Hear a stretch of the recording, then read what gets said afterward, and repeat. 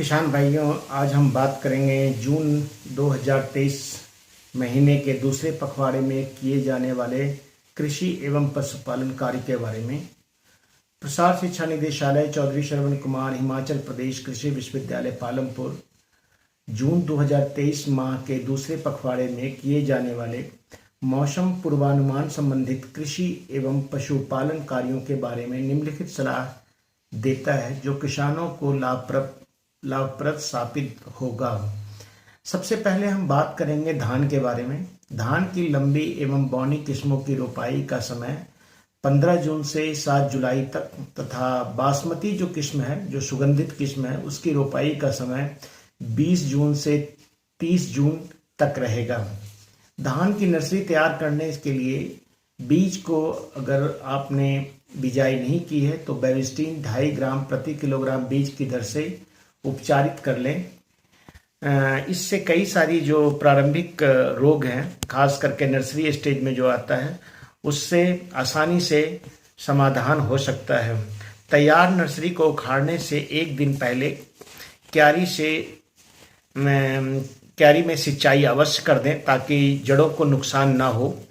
समय से रोपाई की जाने वाली किस्म को लाइन में 20 सेंटीमीटर तथा देर से रोपाई की जाने वाली जो भी धान की किस्म है उसको 15 सेंटीमीटर की दूरी पर तथा पौधों की आपस में दूरी दोनों स्थिति में, चाहे देर से हो या समय से हो, उन्हें 15 सेंटीमीटर तथा जो पौध की गहराई है वो 3 सेंटीमीटर रखें। एक स्थान पर 2 से 3 पौधे ही लगाएं। बासमती के लिए यह दूरी जो है 15 सेंटीमीटर लाइन से लाइन और पौधे से पौधे की दूरी रखें। खराब पौध की जगह जो रुपाई है वो 15 दिन के बाद, जो पौध रुपाई किया है और पौध खराब हो गए हैं, 15 दिन के बाद पुनः रुपाई करें। खरपतवार नियंत्रण के लिए रुपाई के 4 से 5 दिनों के अंदर मैचेटी दानेदार 5% 30 किलोग्राम प्रति हेक्टेयर की दर से डालें।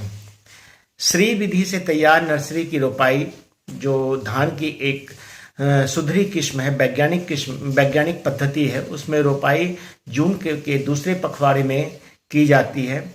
खेत से निकाली हुई जो नर्सरी है या पनीरी है, उसकी रोपाई जब हम उखाड़ते हैं तो उसके 1 घंटे के अंदर कर देनी चाहिए। पौध की रोपाई इस प्रकार करें कि उसकी जड़ सीधी रहे, जड़ मुड़ना नहीं चाहिए। खास करके श्री विधि में खेत में पानी हमेशा रहना चाहिए। ऐसा ना हो कि खेत सूख जाए बारिश ना होने के कारण, तो उसकी व्यवस्था पहले से रखें। अब हम बात करेंगे मक्की के बारे में। मक्की हमारे हिमाचल प्रदेश की एक मुख्य खरीफ की फसल है। निचले पर्वतीय क्षेत्रों में मक्की की बुआई 15 जून से 30 जून तक किया जाता है और कर भी लेना चाहिए। रेणुका, गिरिजा कंपोजिट, ताज, अर्ली कंपोजिट, पार्वती, नवीन कंपोजिट, हिम 123 और पॉपकॉर्न जो मक्की की कई सारी अनुमोदित किस्में हैं, इसको लगाने का समय है। इसके अतिरिक्त संकर किस्म जैसे कंचन 517, PSCL 3438, PSCL 4640, कंचन 101, हिम 95 व 9572A इन किस्मों को लगाया जा सकता है। लाइन में बिजाई करने पर 20 किलोग्राम बीज 1 हेक्टेयर के लिए पर्याप्त है, यानी 1 कनाल एरिया में करीब आपको 800 ग्राम बीज की आवश्यकता होती है 400 वर्ग मीटर क्षेत्र के लिए। खरपतवार नियंत्रण के लिए बिजाई के 48 घंटे के अंदर टाफाजिन या एट्राटॉफ या मास्टॉफ या रसायन जिन 50 WP 3 किलोग्राम प्रति हेक्टेयर की दर से 750 लीटर पानी में घोल बनाकर प्रति हेक्टेयर की दर से छिड़काव करें। यदि मक्की के साथ आपने दलहनी फसल लगाई है या मिश्रित खेती कर रहे हैं तो जैसे मास या सोयाबीन वगैरह लगाते हैं तो उपयुक्त रसायनों का प्रयोग बिल्कुल ना करें। इसके लिए लासो या सटर्न के 3 लीटर या स्टॉम्प, जिसको पेंडिमिथलिन भी कहते हैं, 4.5 लीटर प्रति हेक्टेयर की दर से 750 से 800 लीटर पानी में घोलकर इसको बिजाई के 48 घंटे के अंदर इसका छिड़काव करें। इससे 30 से 35 दिनों तक फसल जो है वो खरपतवार रहित हो जाता है। अब हम बात करते हैं मास, मूंग और कुल्थ के बारे में। मानसून के आते ही जून के अंत में या कई जगह पर जुलाई के दूसरे सप्ताह में मास की अनुमोदित किस्म हिम मास 1 UG 218, पालमपुर 93 एवं मूंग की सुकेती 1 और शाइनिंग मूंग नंबर 1, पूषा बैसाखी और कुल्थी की बैजू HP के 4 किस्म लगाए जा सकते हैं। इन बीजों को पहले से आप अपने पास रख लें या इंतजाम कर लें। बीज की मात्रा 18 से 20 किलोग्राम या कई स्थानों पर जहां उपजाऊ क्षेत्र है उसमें 15 किलोग्राम प्रति हेक्टेयर बीज की मात्रा रखें। सब्जी उत्पादन की बात करते हैं तो खरीफ का मौसम आने वाला है। प्रदेश के निचले व मध्यवर्ती पर्वतीय इलाकों में अदरक, हल्दी, कचालू, अरबी, जिमीकंद की बिजाई का उचित समय चल रहा है, जहां लेट से बिजाई होती है। औसतन इसकी बिजाई जो है वो मार्च के बाद अप्रैल के महीने में शुरू हो जाती है। बिजाई के लिए अदरक की उन्नत किस्म जो है हिमगिरी या सोलन गिरी गंगा, हल्दी की पालम पीताम्बर या पालम लालिमा, जिमीकंद की पालम जिमीकंद 1, कचालू या अरबी की अधिक पैदावार देने वाली स्थानीय किस्म का चयन किया जा सकता है। अदरक, हल्दी बिजाई से पहले देसी हल से 2-3 बार खेतों को अच्छी तरह जुताई कर लें, चूंकि यह खेत की तैयारी इसमें बहुत महत्वपूर्ण स्थान रखता है। 300 क्विंटल गली सड़ी गोबर की खाद का प्रयोग अवश्य करें।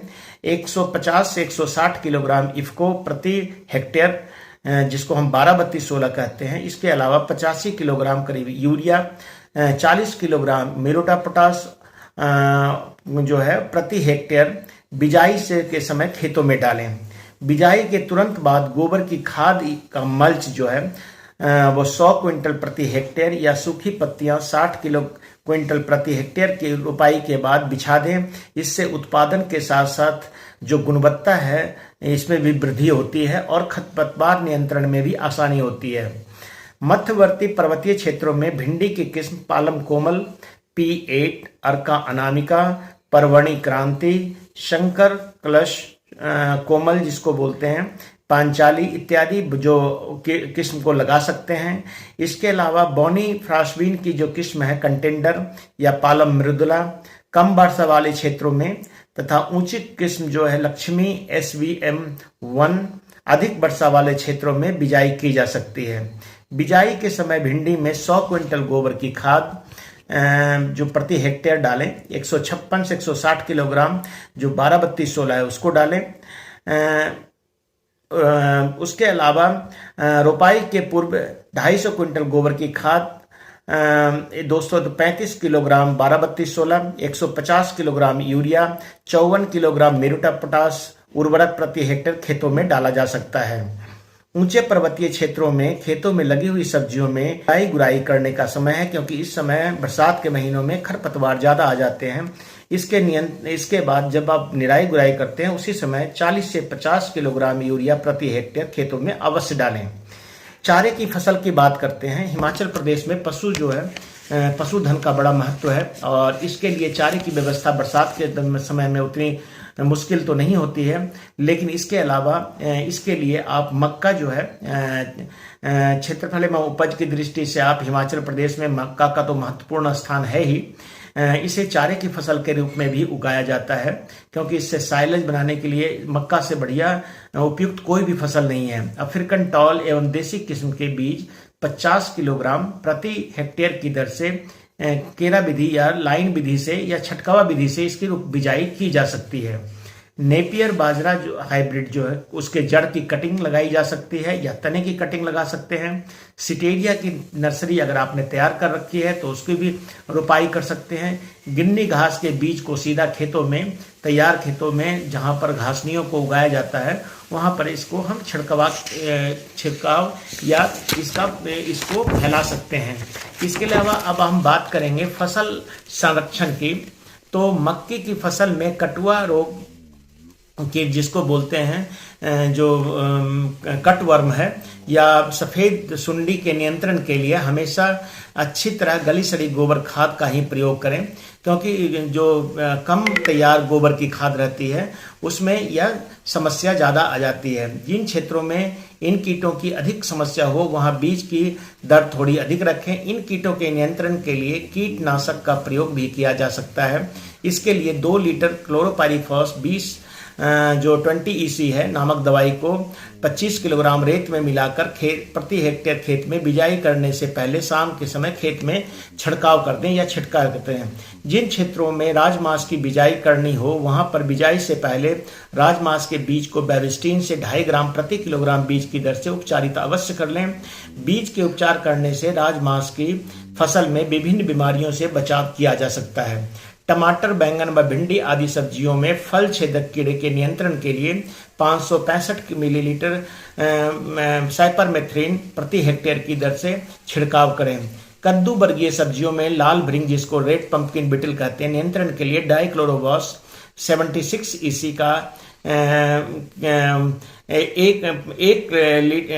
1 मिलीलीटर प्रति लीटर के हिसाब से तथा फल मक्खी के लिए मैलाथियोन 10 मिलीलीटर तथा गुड़ 50 ग्राम के मिश्रण को 5 लीटर पानी में घोलकर छिड़काव करें तथा खेतों में जो है वो 25 फल मक्खी जो यौन गंध ट्रैप, जिसको हम फेरोमोन ट्रैप कहते हैं, अवश्य लगाएं।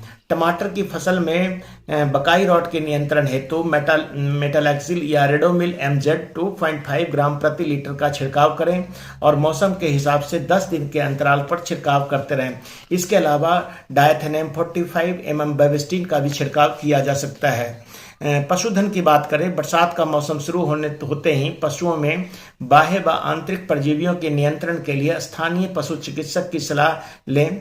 प्रदेश के निचले क्षेत्रों में पशुओं की गलाघोटू या गलघोटू, जिसको कहते हैं, लंगड़ा बुखार के टीके बरसात से पहले अवश्य लगवा लें, जो कि स्थानीय पशु चिकित्सालय में उपलब्ध होते हैं। पशुओं के अच्छा उत्पादन लेने के लिए प्रत्येक पशु को प्रतिदिन 40 ग्राम जो है खनिज लवण का मिश्रण उसके भोजन में अवश्य दें। यह मिश्रण फीड के साथ खिला सकते हैं। यदि पशुओं को सूखा चारा ही खिलाया जा रहा है तो प्रत्येक को 40 ग्राम खनिज जो मिश्रण है प्रतिदिन अवश्य खिलाएं। भेड़ों के प्रजनन काल के दौरान पौष्टिक राशन दें व अच्छे सुधरी नस्ल के भेड़ों का उपयोग करें ताकि अच्छे किस्म के ज्यादा व स्वस्थ बच्चे प्राप्त हो सकें।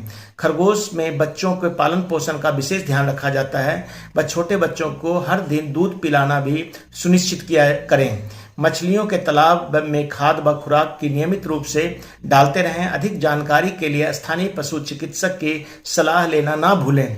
किसान भाइयों, यह पशु पालकों से अनुरोध है कि अपने क्षेत्र के भौगोलिक तथा पर्यावरण परिस्थिति के अनुसार अधिक व अति विशिष्ट जानकारी हेतु नजदीक के कृषि विज्ञान केंद्र से संपर्क करें या अधिक जानकारी के लिए कृषि तकनीकी सूचना केंद्र एटिक जो कृषि विश्वविद्यालय में स्थापित है वहां 01894230395 से भी संपर्क कर सकते हैं। तो ये जो है, इसके अलावा बहुत सारे क्षेत्रों में जो कृषि के अलग अलग तरह की फसलें लगाई जाती है, अगर उनके बारे में जानकारी चाहते हैं तो आप कृषि विशेषज्ञों से सलाह ले सकते हैं। किसान भाइयों, यह जो हमारा पखवाड़ा है, जून का पखवाड़ा है, यह खरीफ फसलों के लिए बहुत अति ही महत्वपूर्ण है। चाहे वो पशुपालकों के लिए हो, चाहे वो सब्जी उत्पादकों के लिए हो, चाहे वो फसल उत्पादकों के लिए हो, तो विशेष रूप से इन जो दिए गए हमारे जो